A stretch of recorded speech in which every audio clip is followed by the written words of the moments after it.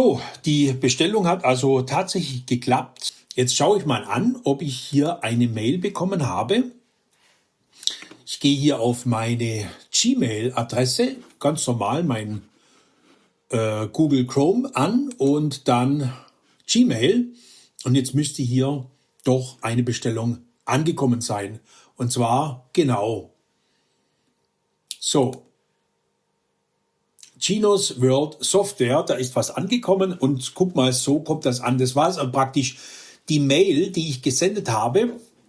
Und so kommt das dann praktisch an. Ja, guck, so muss man sich das vorstellen. Und das ist dann die Datei, die dann praktisch der Bestellservice herunterlädt und dann die ganzen Daten anlegt. Wir bekommen natürlich auch eine Cloud-Adresse und so weiter, alles zugewiesen. So, und jetzt schauen wir uns mal durch, wie komme ich jetzt da klar. Also ich bin ja der Max Mustermann und habe hier praktisch die bestellte Software hier bekommen. So, und jetzt die Anleitung steht hier kurz dran, aber das machen wir jetzt mal durch. Das heißt, die Leute, die das einmal gemacht haben, wissen das dann immer, wie das geht. Und hier ist eben dieser Dropbox-Link. Dazu muss noch gesagt sein, die Dropbox, wir müssen nichts anmelden, wir müssen da nichts machen, das bezahlt Chinos World. Und auch dieser Speicher, wenn jemand viele Packs hat, dann sind da gleich mal 2 Gigabyte weg oder so. Man kann die Dropbox natürlich sich herunterladen und kann sich auch ein Konto machen. Bis 2,5 Gigabyte ist die Dropbox frei. Wir haben eine Dropbox mit mehreren Terabyte und die bezahlen wir, diese Kosten werden nicht umgesetzt auf den Kunden. Und wir gehen jetzt hier auf den Link mal drauf. Und jetzt kommen wir hier in die Dropbox rein. Und guck mal, jetzt ganz wichtig. Ich habe hier ja keine Dropbox installiert. Ich sage hier alle annehmen, das sind die Cookies, die werden angenommen. Und guck mal, jetzt steht hier dran, Chinos World hat diesen Ordner freigegeben. Sie möchten noch mehr damit machen? Nein, möchte ich nicht. Ich möchte nur die Software, die ich bekommen habe, runterladen. Also ich brauche mich weder anmelden noch registrieren. Ich kann das ignorieren hier oben und kann mir anschauen, was ich bekommen habe. Ja? Und das kann ich alles mal herunterladen. Und wenn ich eine eigene Dropbox habe, dann kann ich das in meine eigene Dropbox reinladen. Ich kann hier einen Link erstellen oder ich lade das einfach herunter. So, und jetzt schauen wir uns mal an. Wir haben A Tribute to James Last bekommen als Chinos 2 1.2 Software Update. Wir haben hier die Dream Guitars in der Version 1.3. Wir haben die Chinos World Effekte bekommen. Ja. Wie gesagt, wenn wir eine eigene Dropbox besitzen, können wir das da kopieren und in diese Dropbox integrieren. Ja. Dazu geht übrigens dann der Speicher von dieser Dropbox nicht weg. Hier ist der Instrument-Info-File, auf den das Skript zugreift, um eben diese Packs für ihr Chinos abzuspeichern. Hier haben wir die Sonic Collection, hier haben wir die Shadows-Gitarre, Projekt Era, Enigma, Version 2.0 und so weiter und so fort. Okay, alles klar. So, und jetzt laden wir alles mal herunter. Und jetzt macht er hier, jetzt kommt natürlich diese Anmeldung oder Registrierung. Und jetzt übersehen viele die Sache, wir müssen uns nicht anmelden, wir müssen nichts registrieren oder nur mit Download fortfahren. Ja, genau das machen wir. Und jetzt ladet praktisch die ganze Software, lädt automatisch runter. Ja? Also, nochmal zur Erklärung, die Dropbox ist ein Unternehmen, die Cloud-Speicher anbieten. Entweder gewerblich können wir das nutzen oder frei. In der freien Version sind 2,5 Gigabyte möglich. Das heißt, da müsst ihr euch nur registrieren und könnt das selber nutzen, um Daten auszutauschen mit Freunden, Bekannten und so weiter. Also das nur mal so am Rande. Und wer die Dropbox für Chinos World benutzt, muss nichts bezahlen, muss sich nicht anmelden und muss da gar nichts machen. Also immer diese Sache wählen, nur downloaden, nicht anmelden und dann läuft das Ganze von selber. Ja, wir können natürlich auch einzelne Daten herunterladen. Das sehen wir hier. Ja, so. Und das geht also relativ schnell, obwohl ich glaube, der Download ziemlich groß ist.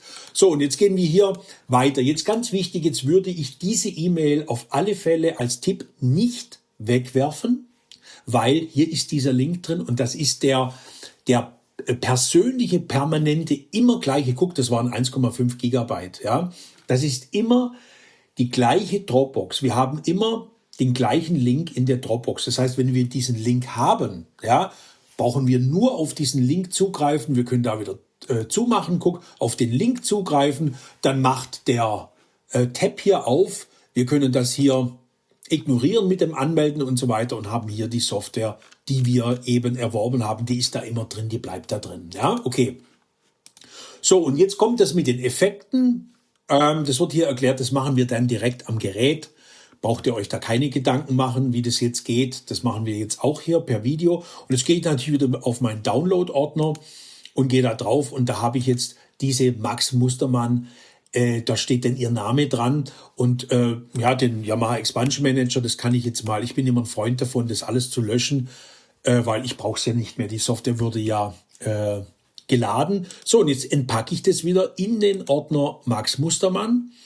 Und da habe ich jetzt meine Software drin. Ja, so, und jetzt ist diese Sache mal erledigt mit dem E-Mail-Programm. Die E-Mail-Geschichte ist erledigt. Der Instrument-File müssen wir nie wieder zu Genius World senden. Der wurde automatisch dort archiviert und wir bekommen dann die Software automatisch. Ja, so, jetzt machen wir hier mal zu und kümmern uns um die nächste Sache. Wir machen jetzt den Ordner mal auf und das sind die ganzen Packs.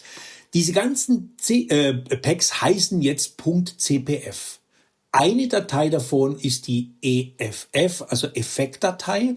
Das hier ist die Genius World Datei. Bitte nicht diese Datei löschen in der Dropbox. Da nicht löschen, aber wenn es heruntergeladen wäre, ja, oder ist, können wir es da wegmachen. Aber würde ich jetzt nicht machen, weil die brauchen wir nämlich noch. Und zwar zeige ich jetzt gleich warum. Der nächste Schritt ist der Expansion Manager. Den machen wir jetzt mal auf. Und den möchte ich natürlich dann mal groß darstellen auf den ganzen Bildschirm. So, das mache ich jetzt mal gerade schnell. So. Und dazu muss ich jetzt unbedingt, guck mal, ich zeige mal einen Fehler. Ich sage hier My Packs und jetzt gehe ich hier auf das Pluszeichen und sage Import Pack. Das mache ich jetzt mal. Und jetzt gehe ich natürlich auf meine Downloads und da habe ich ja meinen Max Mustermann Ordner. Und jetzt möchte ich mal einfach das Projekt ERA laden. Sage ich hier öffnen. Und ja, jetzt gibt er mir hier eine Fehlermeldung ab. Und zwar, dieses Pack konnte nicht importiert werden, weil kein Instrument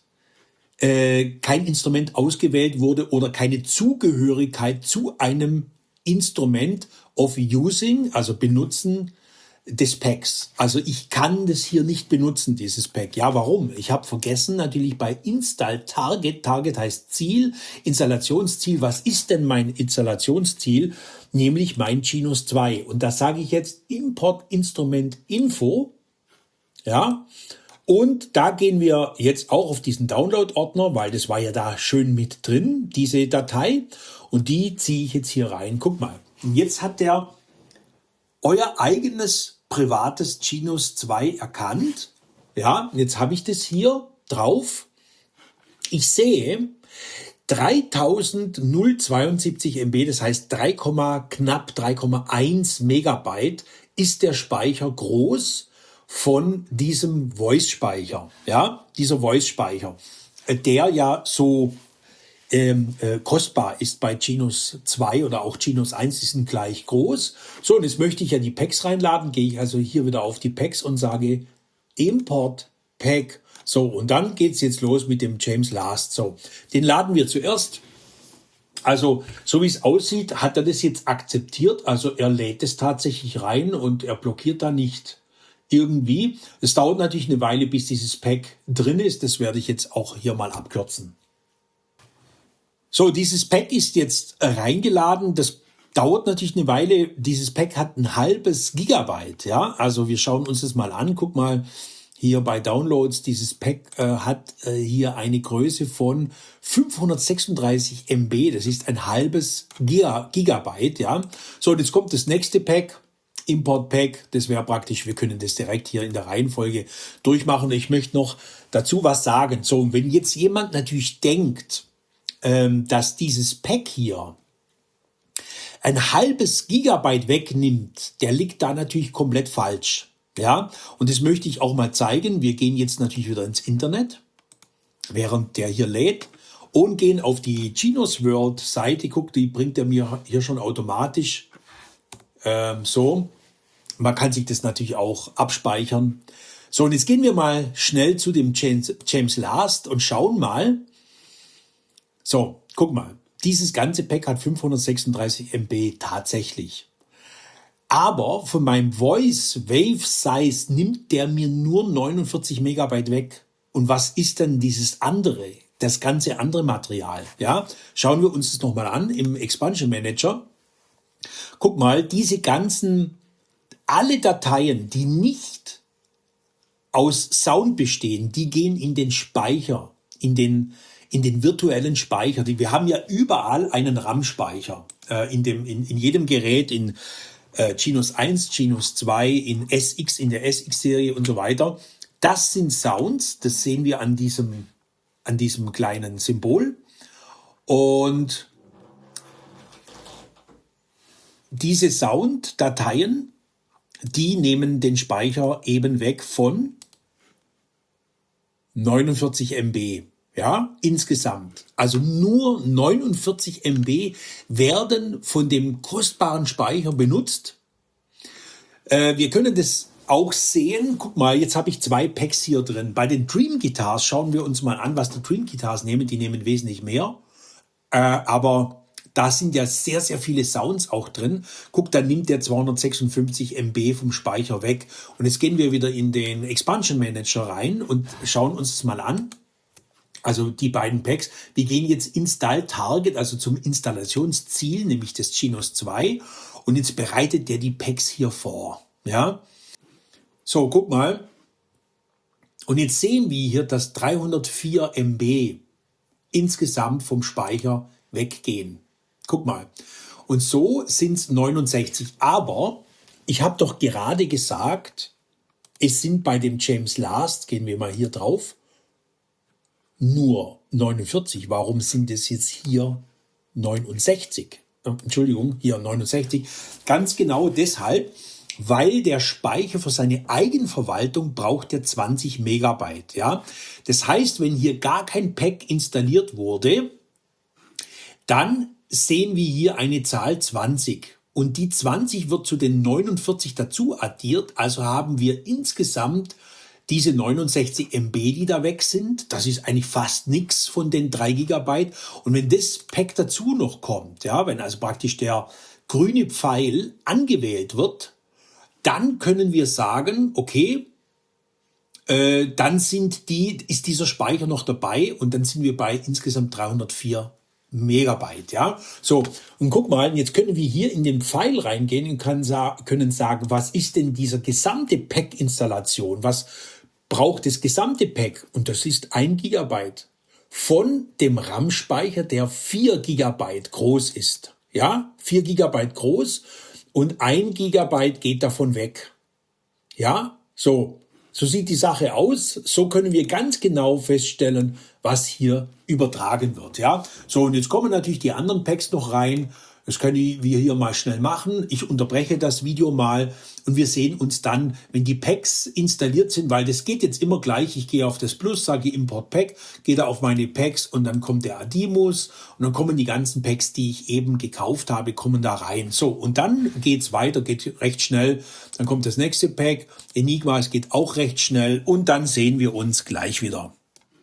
So, wieder hier zurück beim Yamaha Expansion Manager. Wir haben jetzt alle Packs reingeladen, die wir uns bestellt haben. Und jetzt ist die große Frage. Jetzt kommen wir zum nächsten Thema. Eine sehr häufig gestellte Frage.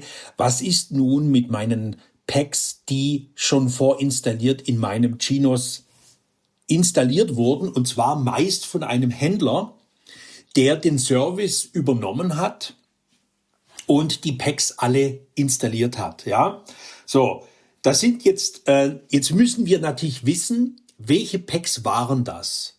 Und jetzt denken viele, dass der Händler ganz spezielle Packs hat oder ganz spezielle Software hat, die wir nicht haben oder an die wir nicht rankommen. Und da kann ich auch mal eine Hilfestellung geben. Und zwar, wir haben jetzt hier Genus 2. Wir haben auf der Seite von Genus World, da gehen wir jetzt mal nochmal drauf, haben wir Links. Da habe ich noch während der Entstehung des Videos noch ein paar Hilfelinks eingestellt. Und zwar hier haben wir die Yamaha Utilities und da haben wir jetzt die Möglichkeit, Voice and Style Expansions bei Yamaha runterzuladen oder bei Genus 2 oder SX920 über diesen Link. Also wir gehen mal zu dem Genus 1 Link. Wir gehen hier drauf und hier, es können auch die Genus 2 Leute machen zum Wiedererkennen der einzelnen Voice und Style Expansions. Das sind alles die Expansions, die zur Verfügung stehen, ja. Und die meistens wird jeder jetzt wiedererkennen, meistens vorinstalliert wurden, ja. Zum Beispiel hier dieses Premium Pack Alpen, ja, ist bekannt. Dann hier, ja, diese Panflöte, diese Female Vocals und so weiter und so fort. Und die Vintage Keyboards, also zum Beispiel Colors of Romania oder Greetings from Italy, oder African. Das wird wahrscheinlich für uns nicht so interessant sein, aber das überlasse ich natürlich jedem selber. Oder hier Premium China Pack. Das überlässt sich natürlich jedem selber, was er da installiert. Auf alle Fälle haben wir hier die Möglichkeit, die Auswahl vorzunehmen. Also hier Genus oder eben SX900. Das sind ja die Geräte, die wir supporten bei Genus World. Also wir machen hier Genus 1 und da haben wir eben diese Packs, die wir installieren können. Und da könnt ihr die runterladen. Für die Genus 2 Leute, das gibt natürlich auch hier die Möglichkeit, sich da zu registrieren, wahrscheinlich anmelden. Genau, da hat man die Anmeldemöglichkeit und so weiter. Da passiert nichts, das kann man gerne machen. Und wir haben hier eben für die Genus 2 Leute diesen Yamaha Music Hub. Und da funktioniert das ähnlich. Es reicht schon diesen Link. Ich möchte da jetzt nicht speziell reingehen, weil was ihr hier machen könnt, ihr könnt hier mit dem Login kann man sich einloggen, wenn man sich hier schon mal eine Adresse gemacht hat. Da macht ihr die E-Mail-Adresse rein und ein Passwort und dann in dem Einlog-Bereich sieht es dann ähnlich aus wie hier. Und da haben wir die Möglichkeit, unser Gerät zu registrieren. Wenn Genus 2 oder SX920 registriert wird, dann hat man die Möglichkeit, noch zusätzliche Software als Geschenk zum Downloaden und man kann die Garantie verlängern. Ja, jetzt aus dem Kopf kann ich es nicht genau sagen, aber auf alle Fälle ist es eine ziemlich lange Garantie. Und dann können wir da, wenn das Gerät registriert wurde, können wir die ganze Software, die auch hier zur Verfügung steht, gratis runterladen. Ja, und das habe ich natürlich schon mal gemacht. Und deshalb gehen wir jetzt zu dem Expansion Manager und da haben wir auch wieder die Möglichkeit, ich habe diese Packs hier auf meinem Rechner abgespeichert unter Musik und da habe ich Genus 1 Packs und MyGenus 2 Packs. Ja, so, guck mal, und das sind eben diese Packs abgespeichert, zum Beispiel dieses Alpenpack. Das möchte ich jetzt mal, und was mich sehr begeistert hat, das war dieses Celtic Pack. Ja, und das möchte ich jetzt mal installieren und sage Import Pack. Und da gehe ich eben wieder auf diese Musik, auf diesen Link drauf und Alpenpack so. Und das sind PPF-Dateien. Ja, die von Genus World sind CPF und das sind PPF-Dateien. Da braucht ihr euch gar nicht drum kümmern. Das spielt überhaupt keine Rolle. Der Expansion Manager liest all das, was er lesen muss, um eben diese Expansions einzuladen. Die haben das beim Abspeichern natürlich schon richtig gemacht. Und die Software ist hier auf alle Fälle ladbar. Wir sehen uns gleich wieder, wenn dieses Pack geladen wurde. So, im nächsten Schritt haben wir jetzt mal ein paar Packs reingeladen. Wir sehen hier eben diese zusätzlichen Packs. Wenn man dann den Expansion Manager schließt und einmal wieder öffnet, dann sind diese Packs alphabetisch sortiert. Und jetzt können wir eigentlich schon ein paar Packs abspeichern. Also die Sortierung ist jetzt beendet. Das hat vorher schon gestimmt, ja. Also die sind alphabetisch geordnet. So, und jetzt kommen wir zur Übertragung. Jetzt ist es ganz wichtig, möchte ich vorab vielleicht nochmal ansprechen. Es gibt wahnsinnig viele Spieler, die haben ihr kompletten RAM-Speicher voll bis oben hin. Die Frage, die sich hier stellt, warum? Weil wir können ja jederzeit Packs übertragen und ganz wichtig, darüber wird nochmal ein Video gemacht und wir sprechen dann mal über die ganze Organisation im Expansion Manager. Aber das kommt wahrscheinlich daher, dass ganz viele Leute schon ihr Gerät voll haben. Der Händler geht also her und sagt, ja, da gibt's ganz viel Free Packs von Yamaha. Überwiegend werden diese Free Packs nicht genutzt. Das weiß ich aus Erfahrung. Ganz viele Spieler nutzen diese Packs nicht vollumfänglich und haben die einfach installiert und denken, die müssen dann irgendwie installiert sein oder sie sehen keinen Weg, da anders vorzugehen. Und jetzt mal bei der Installation kann ich mal einen Weg aufzeichnen. Das heißt, wenn die Packs einmal komplett installiert sind, muss ich das ja tun, um mir einfach mal ein Bild drüber zu machen, was bringt mir dieses Entertainer Premium Pack eigentlich, weil guck mal, ist auch ganz wichtig, vielleicht mal abzuchecken, was eigentlich die Inhalte hier drin sind. Aber wie gesagt, das möchte ich jetzt nicht in diesem Video besprechen, das möchte ich nur mal ansprechen und in einem anderen Video mal behandeln. Hier sehen wir zum Beispiel Sounds, hier sehen wir Styles und Styles, die nehmen keinen Speicher weg von diesem Soundspeicher. Der Soundspeicher ist ja der ganz wichtige Speicher für uns. Ja, der Soundspeicher, der diese knapp 3,1 Gigabyte hat, der ist für uns ganz interessant. Und es gibt bei vielen Packs ganz viele Inhalte, die nichts von dem Speicher wegnehmen. Also hier in diesem Bereich, jetzt bei dem Entertainer Pack, wird nur das, was von hier bis hier ist. Ja, also diese roten Sounds sind das, die nehmen den Speicher weg. Alles andere nimmt keinen Speicher weg. Ja, das ist ganz wichtig zu wissen. Genauso, wenn wir hier auf die Dream Guitars gehen, alles, was rot ist, nimmt Speicher weg. Das sind die Sounds und alles andere nimmt keinen Soundspeicher weg. Auch nochmal wichtig zu wissen, ja. So, und jetzt können wir ja, nachdem wir zum Beispiel dieses Alpenpack einmal installiert haben, feststellen, dass wir vielleicht diese Kontratuba oder Kontratuba Staccato oder Basstuba gar nicht benötigen oder auch diese Hackbretter, ja, dass wir vielleicht nur diese steirische Akkordeon oder dieses Oberakkordeon 1, Oberakkordeon 2, dass wir, also Oberkreiner in dem Fall, die Abkürzung, dass wir die vielleicht benötigen und manche Sounds eben nicht. Und das können wir berücksichtigen beim Laden. Ja? Wir können uns auch Packs zusammenstellen, die wir ganz speziell beschriften. Also wir gehen jetzt mal vor und sagen, jetzt möchte ich mal unbedingt diesen James Last ausprobieren. Da habe ich mich schon drauf gefreut, den zu installieren. Und jetzt gehen wir einfach mal hier auf dieses Install-Target, also Installationsziel, gehen auf Genos 2 und jetzt berechnet der einfach mal ein paar Einstellungen. Und zwar haben wir die Möglichkeit, immer diese grünen Haken, die erscheinen jetzt gleich, zu setzen. Ja? Und die Haken sind gesetzt bei den Dream Guitars und bei dem Tribute to James Last. Ja? Und da können wir mal dazu nehmen, einfach mal die Bonus-Packs. Das hat wenig Speicher. Dann nehmen wir das. Wir schauen mal auf diesen Wert, wie sich praktisch der Wert erhöht, wenn wir die Packs anklicken. Also es wird immer jetzt berechnet. Das sehen wir hier so einen Balken, der da durchgeht.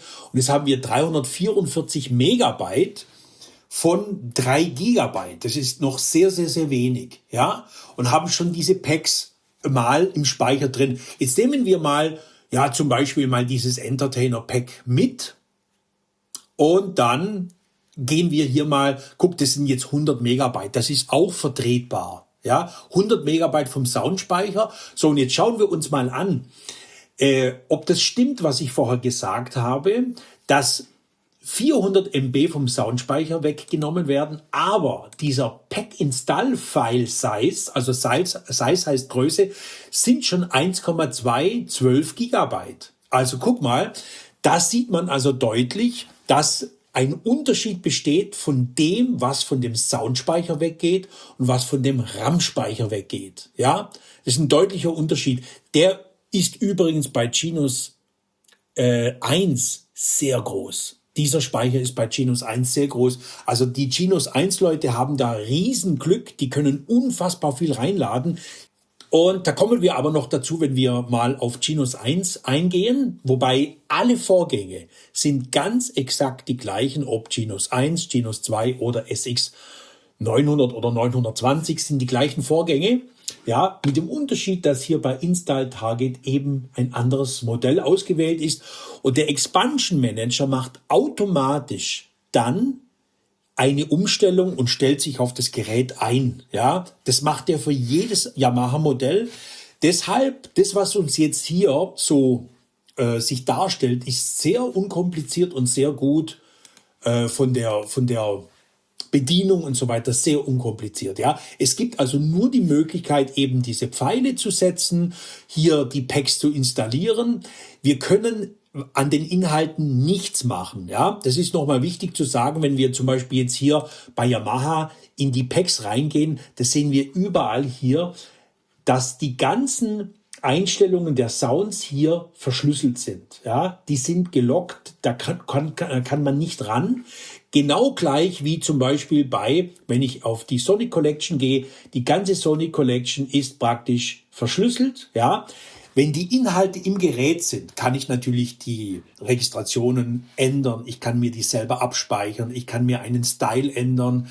Zum Beispiel, wenn ich den Style nochmal verändern möchte und nochmal nachmischen möchte. Überhaupt kein Problem, das geht. Kann man alles machen intern im Gerät, aber wir können hier nicht auf diesen Sound klicken und da in den Soundspeicher reingehen und da irgendetwas verändern dran. Das geht nicht, ja. Und auch bei den Yamaha Packs ist es nicht möglich, die sind alle verschlüsselt, die Sounds, und es ist nicht möglich, die zu bearbeiten, ja, während hier keine Verschlüsselung hier sichtbar ist, ja. So, also wir gehen jetzt wieder darüber und sagen zum Beispiel beispielsweise, ich zeige das mal anhand von dem Alpen-Pack. Wir sagen zum Beispiel, nachdem wir dieses Pack schon mal eingeladen haben, sagen wir zum Beispiel, wir möchten hier ein paar Sounds nicht installieren, ja, weil wir die einfach nicht brauchen. Und das machen wir jetzt mal, indem das dauert halt immer eine Weile hier, gebe ich aber auch noch einen Tipp. Und zwar, wenn wir hier auf dem Alpen Premium Pack drauf sind, also wenn wir das anklicken, wenn es quasi hier markiert wurde mit dieser blauen Umrandung, und dann können wir hier drin zum Beispiel sagen, ich möchte jetzt diese Sounds nicht übertragen. Ja, die möchte ich nicht übertragen, weil ich festgestellt habe, dass ich die nicht benötige. Ja, auch die hier zum Beispiel. Das kann ich mir markieren. Und guck mal, wenn man wieder hier oben nachschaut, ja, dann sehen wir, dass immer der Speicher runtergeht. Da kann man immer sehen, wie viel Speicher quasi dieser Sound braucht. Also die Yamaha Packs, die sind sehr, sehr sparsam, weil die haben da nochmal eine Möglichkeit, eine Technik, wie diese Sounds reduziert werden, Daten reduziert. Also guck mal, obwohl dieses Pack jetzt angeklickt wurde, ist der ganze Soundspeicher so manipuliert. Guck, jetzt sind wieder alle weg, 407 waren es, ja. Und 404 waren es, indem ich das Pack anklicke und die ganzen, ich versuche mal, das geht nicht, also mehrere anzuklicken und demarkieren geht nicht. Also muss ich es von Hand machen. Also wir sehen hier oben, wenn wir das beobachten, wie quasi die Soundauswahl hier praktisch auch diese Zahl reduziert von dem Size, also von der Größe vom Speicher. Also das nur mal so am Rande. So, und jetzt gehe ich her und sage, diese Konstellation, die speichere ich jetzt ab. Und da sage ich jetzt zum Beispiel Save as PEG Install File. So, und jetzt gehe ich auf meinen Desktop oder auf mein USB-Laufwerk. Das lege ich dann später ein. Und jetzt guck mal, ganz wichtig. Jetzt gibt es zwei Auswahlmöglichkeiten. Ja, und zwar PEG-Installationsfile und Quick-Installationsfile. Wir machen PEG-Installationsfile. Und zwar aus dem Grunde, weil da nichts dazugeladen wird, das können wir später machen. Das wird auch nochmal in diesem Video erklärt, wenn es in die Tiefe geht von dem Expansion Manager, auch was die Organisation der PEGs betrifft. Und wir laden praktisch oder wählen den Dateityp PEG-Installationsfile aus. Und da wird der Speicher komplett formatiert. Also das ist ja ein Flash-Speicher. Das heißt, nach dem Ausschalten gehen diese Inhalte nicht verloren, sondern sie werden praktisch gepuffert im Gerät. Und der Speicher ist praktisch wie so eine Art ROM-Speicher. RAM heißt Random Access Memory. Das heißt, es ist ein Speicher, der gefüttert wird und dann immer wieder den Inhalt verliert, wenn das Gerät ausgeschaltet wird. Und ROM heißt Read-Only Memory, also lese nur, was in dem Memory-Speicher drin steht. Und da können wir jetzt, guck mal, ganz wichtig, ja, wir machen jetzt LJL, James Last, dann mache ich ein Underline und sage zum Beispiel Bonus, da weiß ich, das sind jetzt die Bonus-Packs, die ich bestellt habe und zum Beispiel, ja, Entertainer. Oder ich sage zum Beispiel 2 Yamaha-Packs, 2, vielleicht nochmal ein Underline, 2 Yam-Packs. Ja? Oder was ich auch machen kann, ich kann mir hier eine Beschriftung machen und kann mir an dieser Beschriftung eine Nummer machen und dann kann ich auf einen Zettel schreiben oder auf eine Textdatei, dass ich jetzt genau diese Packs installiert habe. Genau diese Packs habe ich jetzt installiert und dann kann ich praktisch mir verschiedene Installationen auf dem Stick abspeichern und so, dass ich die gut auseinanderhalten kann. Und ich brauche ja jetzt nicht Genos 2 hinschreiben oder irgend sowas. Das muss nicht sein. Vielleicht schreibe ich das Datum hin. Wir haben heute den 16.03.26. So. Und jetzt wird dieses Pack gespeichert. Und jetzt steht hier dran, if you select full installation, die Zeit wird länger gehen, ja, übersetzt. Sind Sie sicher, dass Sie das abspeichern möchten? Ja, also das ist ganz klar. Wir haben jetzt eine Full-Installation und diese Full-Installation wird länger dauern, weil sie den Speicher formatiert und komplett die Packs komplett reinspeichert, ja, in das Gerät. Das schauen wir uns dann im Genos natürlich auch an, später. Und dann können wir die Packs mit der Quick-Installation zum Beispiel nachlegen. Wir können hergehen und sagen, Celtic, Sonic Collection und die Toneville Organs machen wir später rein. Ja, so dieses Saving, dieses Pack-Saving, das dauert jetzt eine Weile. Ich breche an dieser Stelle mal ab. Und dann sprechen wir später nochmal drüber. Wir gehen dann ans Gerät und laden diese Packs dann rein und schauen uns dann mal an, wie das dort funktioniert. Da geht es auch eigentlich mit 2 Knopfdruck praktisch, also 2 Aktionen. Ich lege den Stick ein, gehe auf Pack-Installation und dann war es das schon. Also guck, jetzt saved er schon. Er hat jetzt praktisch die Inhalte zusammengelegt, hat sie organisiert und jetzt kommen diese Inhalte auf den Stick drauf und beziehungsweise jetzt erstmal auf meinen Desktop und dann kommen die auf den Stick. Und dann kann ich natürlich auch nochmal eine Installation abspeichern eine andere Konstellation. Und auf die Art und Weise kann ich unendlich oft dieses Gerät laden. Ja, ich kann unendlich viele Inhalte laden und ich kann meine Pause dazu benutzen oder wenn ich das Gerät ausschalte und zum Beispiel mein Ritual, dass ich täglich zum Beispiel ab 17 Uhr so eine Stunde Keyboard spiele und bin um 18 Uhr zum Beispiel fertig mit Spielen und lade dann wieder komplett neue Inhalte rein, kann dann mein Gerät dazu bringen, dass es automatisch hinterher abschaltet. Das zeige ich dann an dem Gerät selber und so können wir viele, viele Inhalte in das Gerät laden und müssen nicht immer bis zur absoluten Grenze dieses Gerät voll laden. Ja, der Speicher ist bei den meisten Spielern randvoll, obwohl die meisten Packs nicht genutzt werden oder nur zu einem bestimmten Teil genutzt werden. Vielleicht 2, 3 Sounds oder sowas, ja. Und da, wie gesagt, da werden wir noch in einem erweiterten Video drüber sprechen und werden da mal eine ganz andere Organisation reinbringen. Guck mal, während ich jetzt da noch ein paar Erklärungen abgegeben habe, ist dieses Pack schon fast fertig und kann dann quasi auf den USB-Stick geladen werden. Und das schauen wir uns dann an, wenn quasi der Teil fertig ist. So, wir sind schon fertig. Guck, das ging jetzt, ich habe jetzt nicht mitgezählt, aber das Pack ist jetzt fertig. Wir schauen uns mal an, was die Komplettinstallation wäre. Pack Install, File Size, guck mal, 1,258. So, jetzt schauen wir uns an.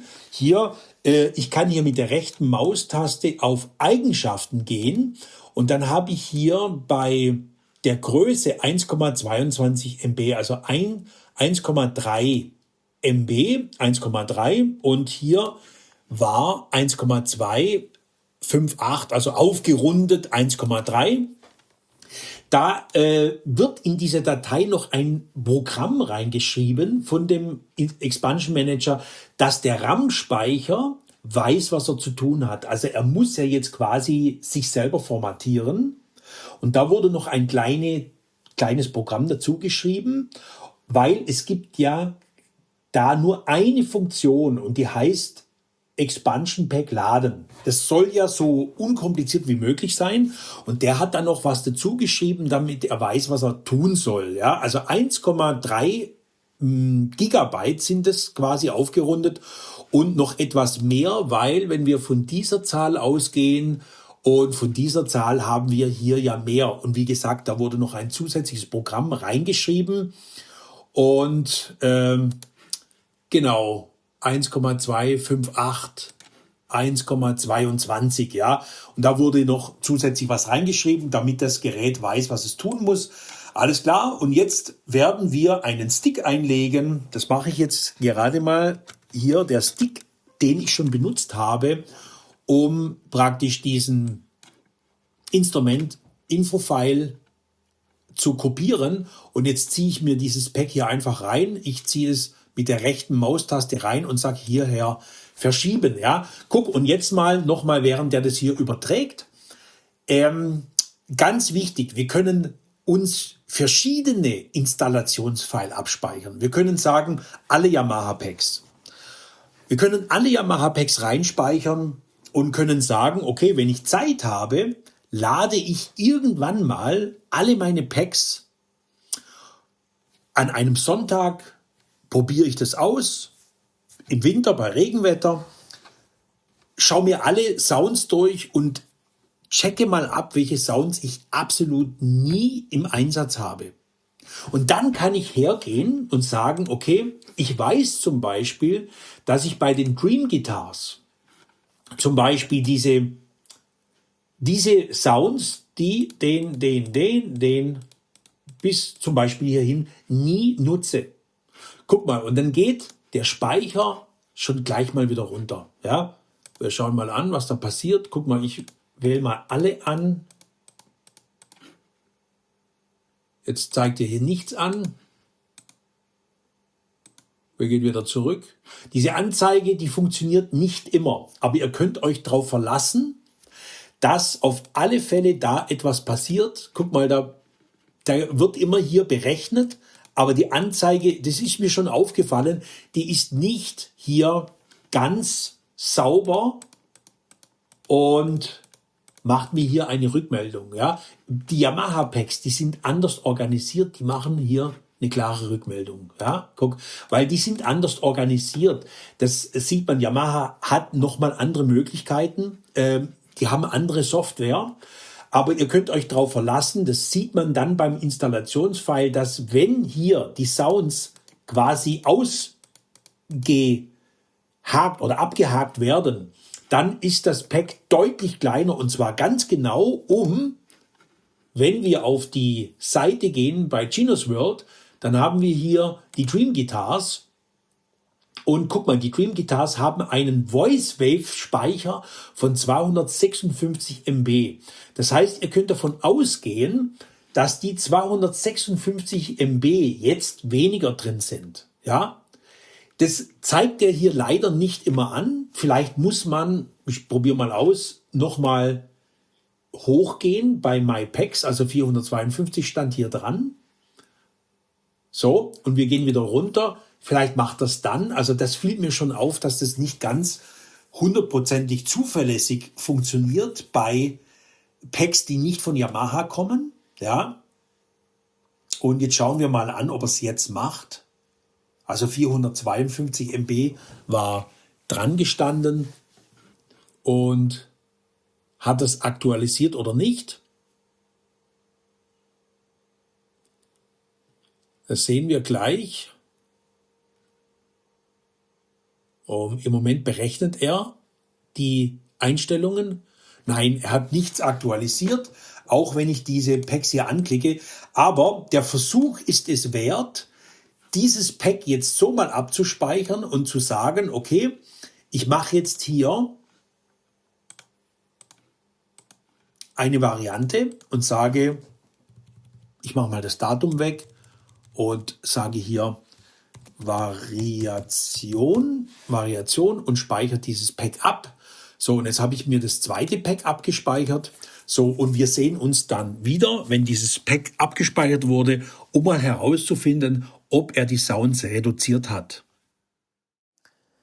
Im nächsten Video geht es dann weiter. Hier besprechen wir noch den restlichen Ablauf im Yamaha Expansion Manager, bevor wir dann an Gino's 2 gehen. Die Vorgänge, wie gesagt, sind ja bei Gino's 1, 2, Modell SX900 und SX920 die gleichen. Und wir sehen uns dann nach dem Expansion Manager an dem Keyboard und schauen, wie es da weitergeht. Vielen Dank fürs Anschauen und bis zum nächsten Video.